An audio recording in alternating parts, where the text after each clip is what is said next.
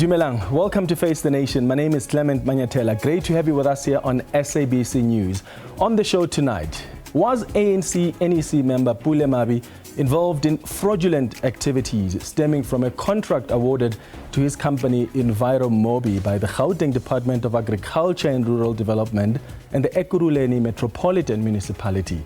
This is about the procurement of 200 three-wheeler motorized waste collection vehicles. The SIU alleges that the contract that was valued at over 27 million rand was riddled with fraud and corruption. They claim that his company was paid without any vehicles being delivered to any beneficiary.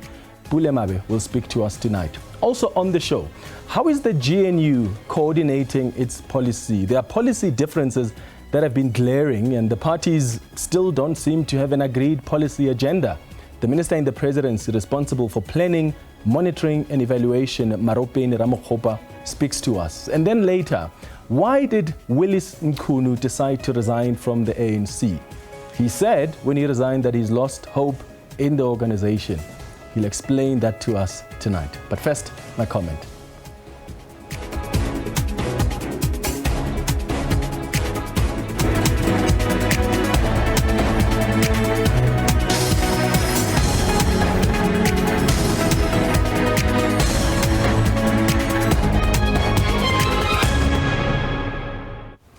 So there's a lot of debate in the country currently about the amount of money being spent on deportations. The Home Affairs Minister, Leon Schreiber, indicated in a written reply that the South African government spent about 52 million rand in 5 months to send illegal immigrants back home, only for some of them really to potentially return soon after being deported. In fact, that's the suggestion and the claim that the EFF, for instance, are making. So there's no question here that 52 million rand is a lot of money. That's over 100 million rand in a year. And our government is not even getting assistance from the embassies of the home countries of the illegal immigrants. So the EFF has come out to suggest once again that instead of spending all this money on deporting illegal immigrants, let's rather formalize them and use that money to strengthen border management and prevent unauthorized entries of foreign nationals. Because the very same people that you deport and you're spending so much money on the deportation, the very same people can easily return because our borders are still not effectively secure. This is how the EFF leader Julius Malema explained this when he was on Face the Nation a few weeks ago. We need to find a way. They are here already. You go and put them in Lindela. With our state money, which you are saying it's supposed to buy medicine, we pay buses, we take them back. They come back the following day, not next week. So what would be your solution as the EFF? The solution is let's go and document these people. So don't deport them, rather find a way to formalize them. We need to document them, because whether you like it or not, my brother, they are here. You know what they do in December? They hand themselves over in Lindela so that they can go and eat Christmas at home. And then in January they come back. That money could have been used on some feeding scheme to feed the children of the poor or in the clinics. The reality of you are in denial. The xenophobic people are in denial. That's a problem. They are in denial that these people are here. They think they are still coming. Yeah. They are not coming, they are here. How do we deal with that? What about the issue of scarce resources? Because you know about the unemployment in this country. And what government is trying to do is also make it difficult for foreign nationals to have jobs here. Not necessarily make it difficult, but you need to find a way so that you don't get a helper or anybody else where there's no scarce skills who gets a job here without considering South Africans first. So how do we deal with the issue of scarce resources? Because when you've got all of them here and you're saying let's formalize them, we don't have jobs. So the competition is high. So you're going to have South Africans that are without jobs. Some of the jobs are really taken by some of the foreign nationals, whether they're here legally or not. I've never had a country where it says it doesn't want to grow. Numbers matter when it comes to geopolitics. China, it is what it is because of its size of its population. But its economy is growing very well. Ours is not. Because the leadership is working. Let's industrialize. Let's make sure that manufacturing grows in South Africa. Let's create jobs. But all I'm saying is, You are saying these people are coming to take jobs. Which jobs are you talking about? Because there are no jobs that South Africans are accepting which are a reflection of slavery. These people are being enslaved here in South Africa. So that's how Julius Malema explained it. But there are a few things that are true. We have a border management agency which is grossly underfunded. So it mustn't be a surprise to us that we experience an influx of undocumented people coming into the country. So the EFF says spending over 115 million rand a year to deport illegal immigrants comes to, what, almost R1 billion in 6-7 years. So they argue that it's best to spend that money strengthening border control. Otherwise, the deportations become counterproductive because some of the people you deport end up coming back. So the question we're asking you tonight is, what do you make of government's spend on deportations, this 52 million rand in 5 months to deport illegal immigrants? Do you think this proposal by the EFF can work in that you document the illegal immigrants instead of sending them back home, and rather use that money that was meant for deportation to strengthen border management security? And what would be the consequences of that? Because, as I said to Julius Malema during that conversation, we have scarce resources in the country. The labor force is unable to absorb enough South Africans. The economy is not growing to create enough jobs.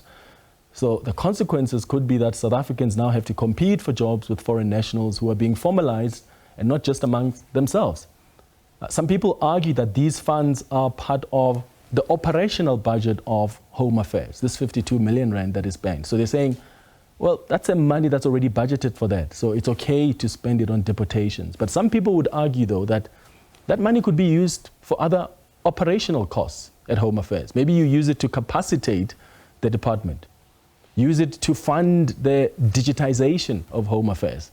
There's a lot you can do with the money. So do you think that this amount is justified, or do you think we need a more practical approach instead of sending or spending heavily on deportations? And what about the responsibility that embassies have as well? Because they're not even footing the hospital bill for their citizens that are here illegally. They don't take responsibility for their care. And they have a duty, an obligation as countries to take care of their people, whether they're in their country or not. And I remember once asking the then Minister of International Relations, Dr. Naledi Pandor, whether she gets a sense that there's interest from some of these countries whose citizens are here in South Africa to try help deal with not only the tensions we often experience between South Africans and foreign nationals, but just broadly the issues around illegal immigration and the impact on things like our health system. And she said no. She doesn't get that sense that countries like Zimbabwe or Malawi and other countries that have some foreign nationals here that are due to be deported, she doesn't get a sense that they've got an interest in helping with those issues. So what responsibility should countries where the illegal immigrants come from also take? Should they help foot the bill? You can send us a WhatsApp voice note on 078-459-1897. Remember to tell us your name and surname and where you're sending the voice note from. And please keep them at 30 seconds. Alternatively, you can send us on NX on @FaceTheNation SABC. After the break, we start that conversation with Pule Mabe.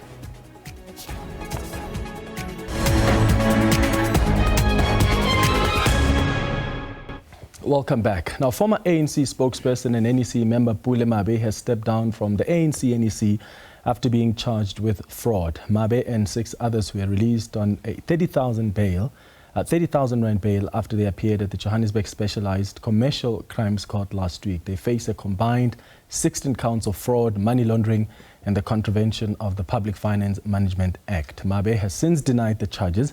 He's in studio with us tonight to speak more about this matter. Pule Mabe, thank you so much for making time for us tonight. Good evening. Evening, and evening to your viewers. So since your appearance in court last week, the SIU has come out to clarify some issues in this regard, especially this contract to Enviro mobi, and they've characterized it, as you have seen, as irregular and as fraudulent. So I hope we can take it just one step at a time. I just want to first understand, when you're involved with the company, how many vehicles were delivered to the provincial government of Gauteng? No, thanks, Clement, and evening once more to your viewers. Clement, and once more for inviting me to join you and talk more fully about my understanding and knowledge of this. 200 vehicles have been delivered to Seikerbos. 156 were delivered all at once. 4 of those vehicles were initially delivered as part of the launch that took place in Tembisa in 2017. But of course, there's been numerous times where Enviro Mobi would have reached out to the department to take delivery of the vehicles. The department at the time did not take delivery, owing to the fact that they would not have had sufficient space for storage and a myriad of all other reasons that they would have raised. So what initially came out in the public, which was worrying, and I think it was also a preface of this interview, that we are in court for non-delivery. That is not accurate, because the vehicles have been delivered. It has been confirmed even in court. Part of those vehicles have also been given to beneficiaries who are now benefiting from this tender that is now before the courts. And from the best of our knowledge, and maybe we'll be educated as we move along, is that there has not been anyone, at least from those that we understand who have been beneficiaries of this specific contract, who would have complained or raised an issue of harm. So it is going to be interesting to see, because a case of fraud is necessitated by prejudice. It is necessitated by someone having suffered harm. So maybe we'll be educated more fully as the case proceeds and progresses. Okay, so 200 vehicles were delivered. Yes. Is it your understanding as well that this contract was valued at just over 27 million rand?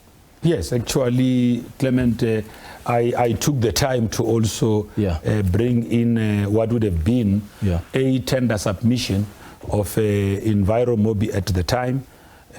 What I would always have done throughout is that where I'm involved in such processes, either by way of the patents that I would have developed, I always make sure that I kept records, so that later on, if such things have to be clarified, because sometimes facts tend to be missed. I mean, I saw the statement of the SIU raising a number of things. Which we'll get to them. Yes. Let me just go step by step. So 200 vehicles delivered at just over 27 million rand. How much was the vehicle, one vehicle, costing? Well, basically, Clement, I wouldn't really have all the substantive details in that way, because the 27 million or whatever amount that you are apportioning did not just have to do with the purchase of the vehicles. Part of that had to do with project management. Part of that had to do, because to drive a motorized three-wheeler, one has got to be licensed.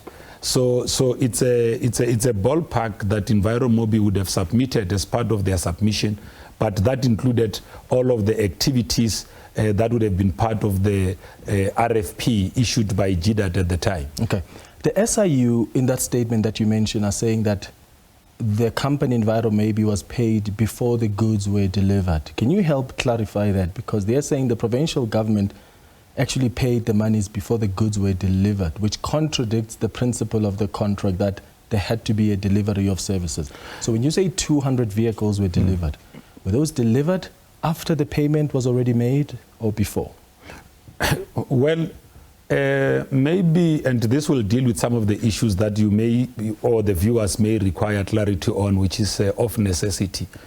These vehicles that we are now saying were delivered, the delivery actually talks to when the department took possession for vehicles that would have been stored at Seikerbos for over 2 years, at a point when Enviro Mobi would have written more than one letter to different HODs at GDAT. I mean, effectively, under the contract in question, there would have been 3 HODs. There would have been the one HOD who left. There would have been Mr. Nkontwana or Dr. Nkontwana. I can't really remember the designation.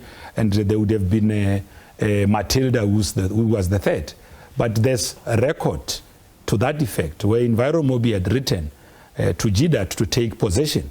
So 2 years afterwards, when the cars have already been sitting in storage, in 2018 at some point, remember the beginning of 2018, there was hailstorm. So some of the cars were damaged by hailstorm. And ourselves as original equipment manufacturers would have had to carry the honors of making sure that the cars are fixed. Hence, there would have been a consistent writing of letters to the department for them to take possession. Okay, hold on. Just to clarify, are you saying that the department spent millions of rands on vehicles that they never took possession of? So it's like me, I go to buy a car. I buy my car and I don't take it. And then you put it, then it stays in a garage. For 2 years. For 2 years. And after 2 years, when you are taking it after 2 years, even the people that delivered the car to you are even arrested.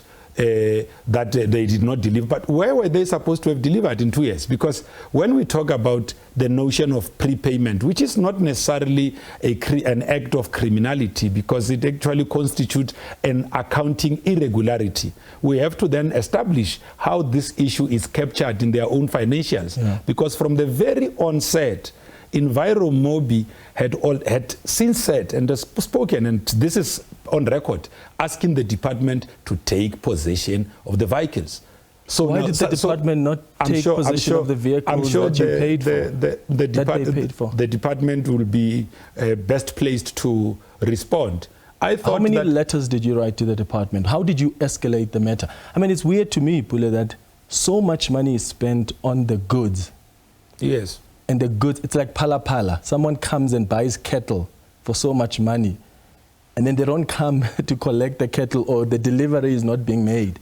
Well, it doesn't really make sense. And as the company, then what do you do with the money that you've been paid? Do you use that money? No, but remember this, and now it brings us to a very interesting point. That has been done. I saw the statement of the SIU, and what they were seeking to do was to really establish the trace of money. What monies what monies did when they landed into accounts. Yeah, we'll get to that later. We'll get to that later, but it's very important just to brush it so that when we come in, I want to understand what you did as Enviro Mobi. Well, so if I've been paid monies, the department is clearly refusing to come collect what they've paid for 2 years. What I would do is probably just return the money. No. I think, Clement, maybe the word you are using, refuse, might not be entirely accurate. What's the appropriate word? Well, you're saying you've written them letters and they were not responding? No, I'm not saying they are not responding. We wrote to them, Enviro Mobi wrote to them letters, because Enviro Mobi had a team. And the team of Enviro Mobi was interacting with the department. I was made aware of all of the facts by Enviro Mobi, because when this thing was now hitting public attention, requiring that I also make and submit responses to the SIU, I needed to also make sure that I'm clarified more fully about the facts. One, when Enviro Mobi, and this is to the best of my understanding, so they would not have just simply returned the money, because the cars were procured, the cars were bought. So now when you return the money, what do you do with the 200 cars? What explanation did they get from the government? Well, I'm sure I wouldn't want to enter the space of what government would have said and all of that. But it implicates you. You have to worry about that. No, don't worry. Because it helps us. It doesn't. Do you understand how wild it sounds to viewers now that a government that doesn't have money, doesn't swim in money, it paid millions to someone for goods and services, but they don't take those goods and services for 2 years? That sounds very dodgy. So as a company, it's your responsibility to say, hold on, you guys are going to get us into trouble here. You can't be giving us monies and you don't take... Well, I'm sure, Clement, you'd respect this point. And here on this one, I'm advised both by my legal team and by the Lordship in court to try maintain silence, especially on matters that are ventilated before court. That issue is one of those issues that belong to the province of sub judice. Okay. So when we get to court, Enviro Mobi, ourselves, as charged persons, will have the opportunity to then deposit our understanding and also share our own evidence on what will have the letters, the record you are asking for. Yeah. So those will be disclosed in the normal course. Do you understand that? I hear that. You understand it doesn't make sense that the government rushed to pay you guys, because did they pay you once you've delivered or before you delivered? We had already delivered the cars. Okay, let me clarify the notion of that's what I'm saying. Maybe the SIU, when it speaks in court, when material evidence is presented, the SIU will then say to us, because they are the complainant in this case, And as a complainant, when we ask for disclosures, they will have to tell us that as soon as the cars were procured, where were we expected to deliver them, where they say we have not delivered. They're saying the contract said we'll pay upon the delivery of the goods and services. So they must then explain where were the cars supposed to be delivered. But you signed the contract. You were part of Enviro Mobi. There's no way you don't know when you signed the contract that the delivery is, I think Clement, there are issues of materiality around the question, which I wouldn't want to enter into. There is sufficient explanation on the part of those that were involved actively on the part of Enviro Mobi. They've deposed that as part of their own affidavits in the case. Also, because we are being told when we asked the question on who the complainant is, we were then made aware that the complainant is the SIU, that the case was opened in 2020, that the SIU acted on the basis of a complaint that was initially raised with them by the Gauteng Audit Services, whom we understand, or it is alleged, would have gone to the plant and just by way of sweeping through, concluded that there were either 6 cars or so, without asking anyone, without being led by anyone, without necessarily. But all these things will be ventilated in court. You see, Clement. Just to clarify something, you don't remember that the contract you signed said there must be payment upon delivery? Look, whether I remember or not, it's immaterial. And I'll tell you why I'm saying it's immaterial. Tell me what you remember. No, Clement. Let me tell you. I know and remember everything about this contract. Because if you remember that the contract said the payment happens upon delivery, then you would realize why it's problematic that the government gives you money before you've delivered the goods and services. But who said we didn't deliver? It's the SIU. So they must tell us. No, you told me now that the vehicles were not delivered in 2 years. I'm saying the vehicles were kept in the. It's good that you asked the question again, because I was going to leave here with someone confused out there not understanding. I said the vehicles were kept in possession of Enviro Mobi for that period. So they were not delivered in 2 years? They were not delivered at a location that the department would have said. No, Pule, they were not delivered to the department. No, it's not Don't say true. location. When they were in your position for 2 years, was that in possession of the department? Yes. Or in possession of Enviro Mobi? No. Let me clarify the question. And I think after clarifying this one, I would prefer that we move out on this one. I'm not going to tell you which questions you must ask me. You are welcome to ask the question if you want clarity on it. So were they in possession of the department or Enviro Mobi? They were in possession of the department, but at our yard. The department knew that the cars are at our yard. Remember, Enviro Mobi did not, I think maybe to clarify this, Enviro Mobi did not keep the cars at its yard by force. Enviro Mobi made the department aware that your cars are here. Tell us where they need to be delivered, because these cars are here as a result of a procurement exercise that you had undertaken. So they didn't take them then? They were still in the position of yours? They didn't take them to use them for the benefit and for the reason that they signed on?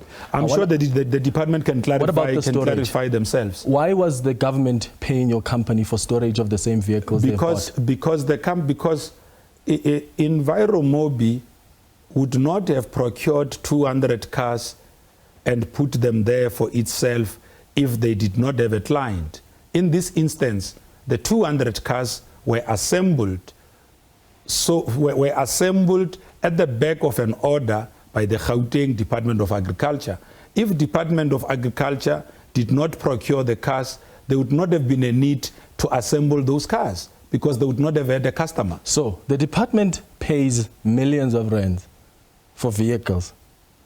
They don't take them. Instead, they give you an extra 6 million rand and say, oh, take this so that you can store these very goods and services that now belong to us because we've paid for them. I think the department is at liberty to answer for themselves. I'm not. Do you see how weird that sounds? That's so dodgy. Well, I'm not the spokesperson of the department. The department can speak for itself. I came in so that I can clarify issues that really related to my own activities in this instance, and to also rebut some of the wrongful allegations that are made. There are wrong allegations that are made. For instance, a review application put forward by the SIU to to set aside this contract at the tribunal makes some glaring allegations to the extent that the reason why the cars were not registered is because they don't have VIN numbers. Now, this is materially flawed. This is not true, but this is said in an affidavit. I have requested our lawyers to actually look into all these areas of inconsistencies. Yeah. Because, Clement, here is one reality. We must also establish whether our charging achieved the correct threshold because the truth was placed before the NPA on what happened. An impression was created out in society that we're wearing balaclavas here, committing a crime knowingly. Yeah. That is not true. Because, so there's a lot of things that are coming out of the statements that are already placed on record in the review applications, which are not true. One of the things is that there's monies that your wife received. Your wife was the director of Invest Trading. She received 4.5 million rand from Enviro Mobi. Yes. Why did she receive money from your company? Because it's not Enviro Mobi, it's not my company, by the way. Let me correct that. Didn't you start that company? I started it, but so it's not your company. But there was a director when I resigned as a director. Yeah, but that can still remain your company. There are people who... Okay, that's fine. I'm just placing it on record that Enviro Mobi is not my company. I've since resigned, but we were, as in my company called Riverlocks, were trading actively with Enviro Mobi because Enviro Mobi was buying the vehicles. Tleki, my wife, who owns Invest, basically provided a number of services. Like what? Remember that those things will be detailed in court when they are ventilated. She has got invoices on all those services. Unfortunately, up until when we were charged, my wife never knew that she's going to be called on this thing. If the SIU had, the same way they invited us to answer certain questions, should have clarified them. There was nothing being concealed. Enviro Mobi did not work under a tree. Enviro Mobi worked from an office. Enviro Mobi photocopied documents. Enviro Mobi was provided all other... So what services did your wife provide to Enviro Mobi? Well, I think that question will clarify in court. Well, you can't tell me that your wife is a chartered accountant or was giving consultancy services to maybe look at the engine of those vehicles. No. You don't want to talk about that? Don't worry. She did provide a service. She's a charged person. She may prefer to answer these questions herself. Outside court, you said that why are they criminalizing us giving monies to our wives? Yes, I asked that question. Is this the money you were giving to your wives? No. So basically, Clement, let's start here. I think because we are going too far, you are starting with what monies do when they get into the account. Let's first establish, were these monies a source of a crime? Certainly no. If Enviro Mobi did not win a contract with GDAT to provide certain services that its associate companies would have provided for the furtherance and fulfillment of the contract that it had, Enviro Mobi would not have received money from GDAT. Let's start there. Why did Enviro Mobi receive money from GDAT? Enviro Mobi received money from GDAT because there was this tender. And once Enviro Mobi won this tender, legitimately so, it provided the service. And the services only arrived 2 years later. No. The services were there. Okay, let me, maybe to clarify the question so that we don't confuse your viewers. The department had gone to satisfy itself. When it was doing these payments, the department had gone to satisfy itself that the assets are there. There is no way. Actually, again, another wrongful allegation is made that even when Eguru Lane paid for the vehicles were not there. So all these things are far-fetched because at the time when these payments were being made, the vehicles were there, letters were written to the relevant department to come and take possession of the vehicles. And they didn't. Beneficiaries were trained on how to operate the vehicles. But they didn't have the vehicles. So, no, they were sitting with you in your storage where you were being paid. That's what you confirmed. No, didn't you say they paid for storage? Clement, I'm saying, as we speak, so that we are also careful not to create a narrative that is not entirely factual out there. I'm here. I'm not Jan van Riebeck. I can best represent myself. Did the department pay you 6 million rand to store the vehicles? Well, Enviro Mobi brought up a claim for the storage of the vehicles. That's it. I didn't create any narrative. That's exactly what I just said now. But go back to your question of your wife. When you said we're being criminalized for sending monies to our wives, the SIU was talking about this 4.5 million rand that came from Enviro Mobi into your wife's company. This is why I wanted to know, was that you saying that's the money you were paying for your wife, or were you referring to other monies? Okay, let me say this so that I think, look, I don't want us to waste time dealing with the other question because I have got a different version of what was said here. Okay. Let's start here. There was a tender issued so that we don't go into substantive issues. You get paid by the SABC. You decide what you do with your money. We don't come and say, Clement, part of your salary paid for your trip. This salary is what you earned legitimately. Let's start at the core. A tender was issued by the Gauteng Department of Agriculture. So did Enviro Mobi not perform according to that tender? Did Enviro Mobi not deliver the goods that were wanted? You've already clarified. Yes, no, but I'm saying as to what happens when the money gets into the account, because we were not told in this tender that part of what we must do is that we must also produce statements of how monies are used when they get into account. If we were told that also present us with a financial statement of how you are going to execute on this money, so we're going to do so. So you give people a tender is accepted based on what you can do. Now, so the threshold that we should be measured against is that did government suffer any harm? Did we not deliver on what we said we'll do? Government did suffer harm. There was regular expenditure. Government that doesn't have money, they spent money on products that were staying in the storage for 2 years. I'm hearing this from you, but I'm saying Enviro Mobi responded to a tender. Okay. Enviro Mobi was awarded a tender. Based on the award of that tender, Enviro Mobi performed. Okay. For instance, before we conclude on this one, Clement, because I'm not going to be doing a running commentary on this. It was out of respect that I agreed to come. I still want to clarify one point. We did not wear any balaclavas, hid our identity, and said to someone, pay us money. All the monies that were paid to Enviro Mobi and how Enviro Mobi subsequently used that money, government itself got value from that. Someone must tell me that government paid money, but government did not get the service. Then it's a different debate. But now, to then say, once you are paid money, what do you do with money that gets into account? It's the same question. Does the SABC ask you what you do with your salary when it gets into account? Yeah, Pule Mabe, they're killing me. I'm out of time. Thank you so much for coming. Thanks. Through. We'll be back after the break.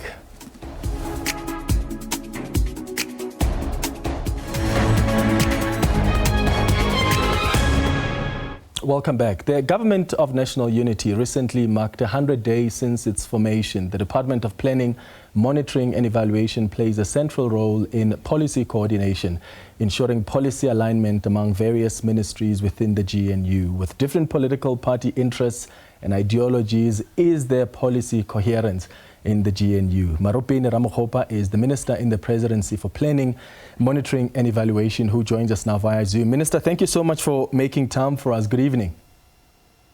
Good evening, Clement, and to the viewers. So the GNU document of intent says that parties in the GNU must develop an agreed policy agenda which shall include policy priorities and policy compromises. Has this policy agenda been developed yet in the GNU? Yes, definitely. The statement of intent has been actually translated into a minimum program that then also translated to us being able to establish what is called a medium-term development plan that is informed by the statement of intent, but also the different parties' manifestos, all the 10 political parties' manifestos. But we've also looked at the NDP, of course, and the SDGs. So this MTDP is in a process of being finalized. It should be final by next year, giving the president at least content and policy direction of exactly what to announce as it relates to the State of the Nation address. And by April, the new budget that will be tabled by the minister of Treasury or of Finance would then now be informed by this MTDP. So there's still discussions and refining processes that are taking place as it relates to this plan. That would be the policy directive of all the departments of our country in the GNU. So in the absence of the finalization of that agreed policy agenda, so while that's being finalized, how are you coordinating policy in the GNU? Is it correct to say the existing government policy stands and all the ministers are obligated to implement that while this agreed policy agenda is being finalized? Remember, when we came in as the GNU, we had to actually refine and table different APPs or annual performance plan of different departments based on the plan of the 6th administration. If you remember that, even budgets as well as APP, as I say, in Parliament, were actually tabled by different departments in this GNU, finalizing the term of office as it relates to the policy and programs of the 6th administration. The new ones will then now start with the new budget from next year as it relates to the MTDP and the 7th administration work. So we're still continuing and finalizing those programs of the 6th administration. Okay, so if the existing government policy is the one that's at play, how is that being negotiated in the GNU? Because other ministers seem to be in disagreement with that statement that existing policy is the one that should be implemented. Just take the BEE rules for export farmers, for instance. The Department of Agriculture has reissued them. That's the DG who reissued them. But the Minister of Agriculture, John Steenhuisen, says it's regrettable that there were still practices in the department that had remained from the previous administration, referring to the reissuing of these BEE rules. So he doesn't seem to agree with the policy on BEE when it comes to the tariff export of agricultural products. That it's not about whether Maropene as a minister agrees or not, because the APP that was tabled in Parliament is actually what the department has to now implement. We did look at the reviews of the APPs. If that which the DG has tabled is in that APP, it must be implemented. One of the things that we agreed upon as it relates to the statement of intent as this GNU was that we will remain constitutional in whatever it is that we do, because we believe in constitutional democracy. Mm-hmm. As a result, in whatever it is that we do, the policies that were adopted, the policies that were put in place are actually what will guide us in terms of what we need to do. Remember that the government of national unity is not just a conglomeration of different political parties and different views, but it would then now be a government that is united, that would then now serve the people of South Africa based on the plans that have been taken through processes such as Parliament and also Cabinet and have been adopted to be implemented. So it will have to be implemented. And when we, as the Department of Monitoring and Evaluation, actually do our work to monitor and report back to the President and to Cabinet as it relates to different departments, we will not be reporting based on the pronunciations or the pronouncing of our different ministers' thinking, but we will then now be reporting based on the implementation of the APPs that were actually developed and approved by Parliament and relevant structures. Which is fair enough. I think that's fair, Minister, because at the end of the day, the DG has reissued these BEE rules, and you say that's what matters, that's the implementation. But are you not concerned, though, about the confusion that this creates when a DG of a department reissues BEE rules around the export tariffs of these agricultural products, and then the minister, who is the political overseer of that department, then communicates something differently to business organizations like Sakalicha? Doesn't that create that policy uncertainty that you don't want to deal with? Because there must be coherence even between the department through what the DG, as the accounting officer, is doing, and the executive authority. Of course, it is regrettable that we do have a confusion that is being created out there. But as I've already said, all the people and stakeholders that are interested in South Africa will have to look at the policy positions that have been approved by relevant structures, because if it has not been approved, it means that it is not budgeted for. However, we have already spoken about processes where if ever there is a confusion of any sort as it relates to the policy position in the GNU, there will be a structure that is led by the Deputy President, where such processes will actually be tabled and they will be discussed, so that then we can then now reach a conclusion that would assist us. Obviously, if this persists, we will have to intervene even from our department, because whatever it is that is being pronounced should be in line with the policy of government and the plans that have been approved. That's what I'm saying. If it is not approved or it is not in the plan, then it will be an unfunded mandate. So if you are going to implement anything that it is an unfunded mandate, it means that you are breaking actually the rules and the laws of this country, and we can't allow that to happen. However, we've got modalities that we have put in place, and we do have confidence in our ministers, including the Minister of Agriculture, that they will then now have an appreciation that indeed the only way that we could be able to move forward to serve the country is by ensuring that we do implement only the things that are actually in the APPs that have been approved by Parliament to be implemented, and by the Cabinet as well. All right, Minister Maropene Ramokgopa, thank you so much for making time for us tonight. Here's a reminder of the question we've been asking you tonight here on Face the Nation. What do you make of the South African government spending 52 million rand between April and August to deport illegal immigrants? Let's look at some of the tweets that have come through so far. Siabulela says, good evening to the viewers. That's money spent on a good cause. They may have bloated it as they usually do, but we need to have control of who resides with us here. Maybe they should spend more on strengthening control on all our ports, sea, land or air. Milikaya says, South African politicians enjoy spending taxpayers' monies in vain.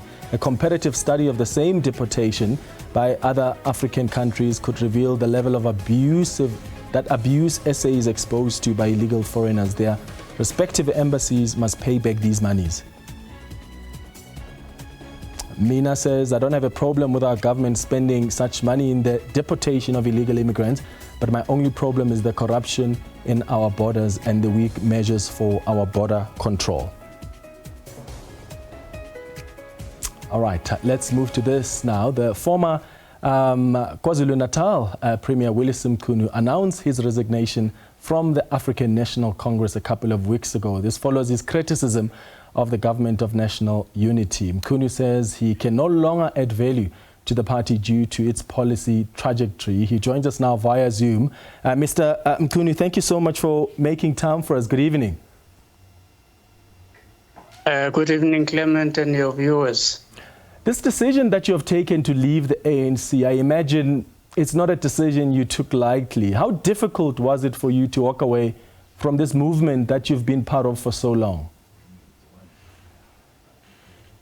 Oh, yes, as you correctly say, it is a very painful decision, but which at the end of the day, I had to weigh my options with what I can still contribute, my acceptability to all leaders and members of the ANC, and I decided to exercise my right to get out of the ANC.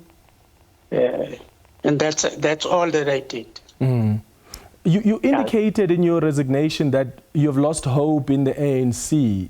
What was the last straw that broke the camel's back for you, so to speak? Was it the ANC's decision to form this GNU that involved the DA? What was that one issue for you that made you go, that's it, I'm done with this movement? Well, yes, the GNU was totally unavoidable. It had to be there.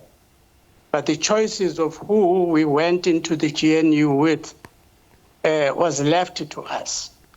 and I voiced myself early in June, and to be on the 5th of June to be precise, that I did not think that we should just accommodate the DA and not the MK party. I said that in June, but I also emphasized that in this province in particular, the MK party is the majority party, and therefore they should be given a chance to lead. That was not done, and instead we saw what I think in the public eye is a simple ganging up of one of the parties, and I don't think I subscribe to that. I would have preferred that the ANC should, of course, allow that there is a party that has majority votes in our province, and that party should have been allowed to lead. We have a greater task as the ANC, and I did point that out. A greater task is to go back to the people, humble ourselves in front of the people, seek their counsel, and seek their support. But that is what we did not seem to do. And in my view, our leadership, our main leadership is locked in government. And I did indicate that, in my view, when we serve in government, we are serving at the behest of a premier of that province. Now, in that instance, therefore, whatever good we do is the credit to that premier. And I didn't think that we should go that route as the ANC. So the ANC says, Mr. Mchunu, that they tried to engage with the MK party because, as you know, just getting 45 or even 49% of the vote in the province doesn't give you the entitlement or the constitutional right to govern that province. You need 50% plus one. So the ANC says, we tried to say to the MK party, come on the table, let's talk. But the MK party kept telling them that they would have to get rid of President Cyril Ramaphosa. And they said, and as you would imagine, the MK party itself would never agree with a demand like that from any other party, that they must remove President Jacob Zuma in order for there to be a coalition agreement. So what do you make of that difficulty that the ANC mentions, that we tried our best to work with the MK party, but it's their demand that was just impractical and unfair? Well, you are talking about national negotiations. I am not aware of the provincial negotiations in which the ANC, MK party, and other parties were engaged in. Now, I specifically emphasize on the provincial setup. In any case, Clement, negotiations have starting points, and those points have starting positions, and those positions would change over time. I'm not therefore aware of how those negotiations progressed, not being fair with such processes. It does not therefore give me any hope that there were such processes. You said in your resignation letter that the ANC would meet you in the political terrain. Have you already joined the new party? Well, that's an issue I'm going to be talking to quite soon, but I prefer that because I'm still in the process of negotiations and engagements with my potential party. So we will be making an announcement not very long from today. So is that party the MK party? Well, allow me, Clement, to respect that party as well. Because, you know, when I make that announcement, it must be because that party has also indicated that they are prepared for me to make that announcement. At this stage, we have not reached that conclusion with the party consent. Okay.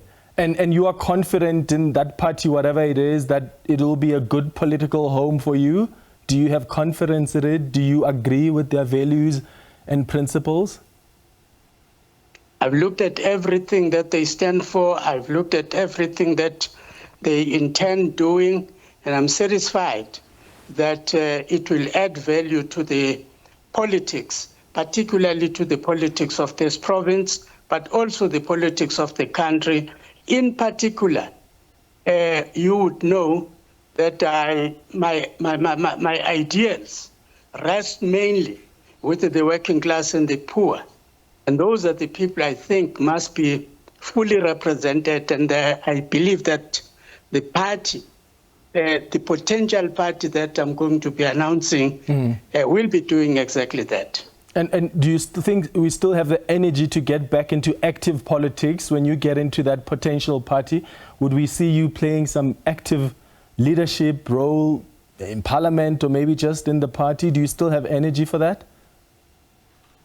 Well, I wouldn't say all the energy that I require, but remember, politics is about what you think and what you do. So physically, I may not have the desired energy, but I do have enough energy. That I'm speaking to you right now is enough energy, but my thoughts, I'm not as yet senile. I'm still younger than some of the older leaders, other leaders who are still participating, who are older than me. And I dare say that Donald Trump in the U.S. is campaigning to be elected. He's far older than me. So you can see, I don't have any complaints. I was ill when I retired in 2019, but that illness has been now taken care of. Maybe not totally, but it's being managed. Yeah, and just lastly, Mr. Mchunu, you had said that your resignation would come at the cost of friendship and familial relations. What has been the cost of this decision so far to leave the ANC? I don't think it has cost me as yet, because many of the leaders that I've led with in the past have come to me. Many came to dissuade me about my decision. But after everything and after exploring everything, we have all agreed that it is my right to take whatever decision politically that I deem fit for myself. So, but all of us have agreed that this does not mean that our friendships are being broken. It does not mean that my going to this other party, which I'm considering, will make us enemies. If anything, I've been around this province preaching peace, preaching peaceful coexistence and tolerance and political tolerance. So we all know one another. From that. So I haven't lost anybody as yet. All right. Willies Mchunu, and I hope you won't be losing any friends. Thank you so much for making time for us. And all the best with the new party that you are going to get into. And thanks to you for watching the Tuesday edition of Face the Nation. We'll be back with you on Thursday at 8 p.m. Thank you for watching. Cheers.